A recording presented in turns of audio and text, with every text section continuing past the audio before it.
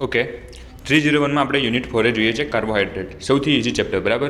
આમાં તમે શું ધ્યાન રાખશો, કાર્બોહાઈડ્રેટ 4A છે બરાબર, હાફ પાર્ટ છે તો આને 6 MCQ પૂછવા પડે બરાબર, અને જે 4B હશે એમાંથી 6 પૂછવા પડે. ઓકે, તો સાવ ઇઝી યુનિટ છે. આપણે જોઈશું કે આમાં શું યાદ રાખવાનું છે. પહેલાં તો દેખો, કાર્બોહાઈડ્રેટમાં બહુ બધા ટાઈપ્સ આવે છે બરાબર.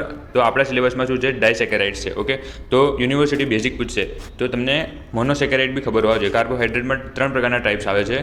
અહીંયા આવશે મોનોસેકેરાઇડ, ઓકે, અહીંયા આવશે ડાય અથવા ઓલિગોસેકેરાઇડ, અને અહીંયા આવશે પોલિસેકેરાઇડ. ઓકે, આ આપણા સિલેબસમાં નથી, આપણે F5માં ભણી ગયા હતા બરાબર. F5SYમાં પોલિસેકેરાઇડ બી આપણે લાસ્ટ યરમાં ભણી ગયા હતા, અને આપણા આ સિલેબસમાં છે ડાયસેકેરાઇડ. ઓકે, તો આપણે આના પર આપણે ડીપમાં જવાનું છે, પણ આપણને 1-2 MCQ મોનો અને પોલીમાંથી આવી શકે છે. ઓકે, તો તમારે એનું બેઝિક આવડવું જોઈએ.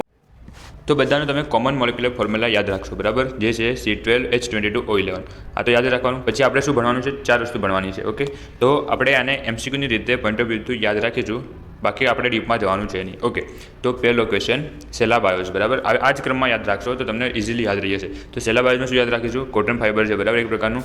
એનું આ સૂત્ર તો મેં તમને કીધું છે, મોલિક્યુલર ફોર્મ્યુલા આ તો બધામાં કોમન જ છે. બીજું શું યાદ રાખીશું, સેલા બાયોસમાં કયું લિંકેજ હોય છે. તો ભાઈ દેખો, C1 અને C4 કાર્બન વચ્ચે બરાબર લિંકેજ હોય છે, એ બોન્ડને શું કહેવાય, ગ્લાયકોસિડિક બોન્ડ કહેવાય. ઓકે, અને તમે એવું યાદ રાખો કે આ યુનિટમાં આપણે જેટલા બી થાય છે બધા બીટા લિંકેજ થાય છે બરાબર, સિવાય કે માલ્ટોઝ જે માલ હોય બરાબર, માલ એ માલ આપણી આલ્ફા છે, બસ માલ આલ્ફા બરાબર. માલ્ટોઝ જે છે આલ્ફા લિંકેજથી થાય છે, એ તમને આગળ આવશે. બાકી બધા છે અને બીટા લિંકેજથી જોઈન્ટ થાય છે, અને એ બી C1 to C4 લિંકેજ. આ આપણો સ્ટાન્ડર્ડ MCQ છે, જે આવે ને આવે છે. ઓકે, તો એને નીચે પછી શું યાદ રાખશો, દેખો એક MCQ થઈ ગયો, લિંકેજ આપણને પૂછશે, એ આલ્ફા કે બીટા પ્રકારનું હોઈ શકે બરાબર, એ પૂછશે.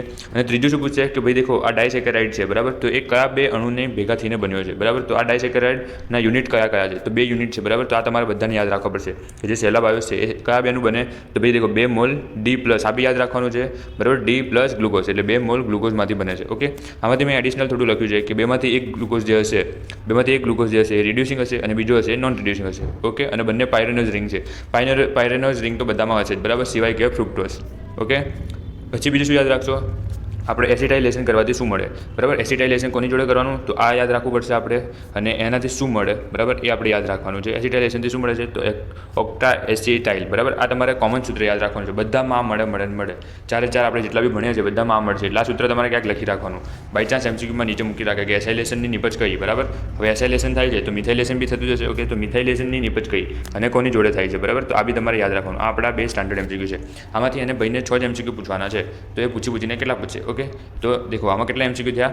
આ તમે સેલા બાયોસ એકવાર સમજી લો તો આ જ પ્રમાણે તમારે બાકીના 3માં બી આટલા જ MCQ યાદ રાખવાના છે બરાબર. આ તો કોમન છે. પછી લિંકેજ યાદ રાખવાનું, કોની વચ્ચે યાદ રાખવાનું બરાબર, અને છૂટા પડીને કયા યુનિટ આપે છે, બસ આ 3 MCQ. અને એસિટાઇલેશન અને મિથાઇલેશન જે છે એ બંનેમાં કોમન છે.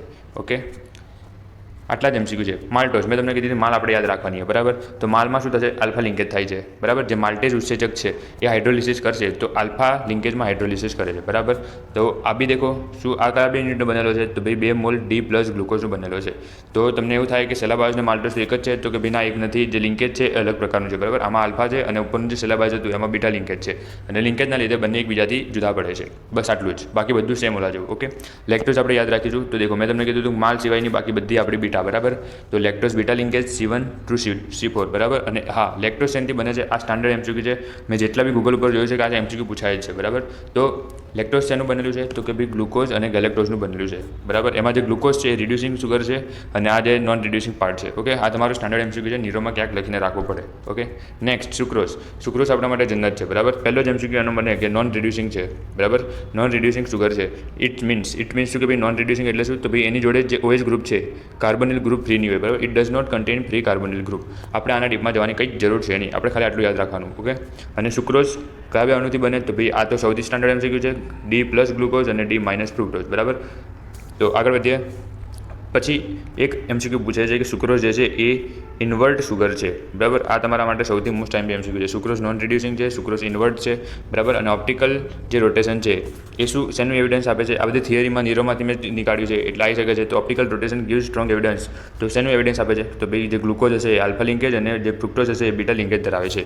અને ફરીથી કોઈક એનું એનાલિસિસ કરીએ, એક્સરે એનાલિસિસ કરીએ તો આપણને શું ખબર પડે છે કે ભાઈ સુક્રોઝ જે હશે એ આલ્ફા D+ ગ્લાયકો પાયરેનોઝ રિંગ ધરાવે છે બરાબર. ગ્લાયકો પાયરેનોસાઇડ છે, અને જે ફ્રુક્ટોઝ છે એ બીટા D- ફ્રુક્ટો ફ્યુરાનોસ છે. ઓકે, આ તમારા પેજ સ્ટાન્ડર્ડ MCQ છે. આખું પેજ તમારા માટે પરફેક્ટ MCQ છે. હું PDF મોકલી દઈશ, બરાબર.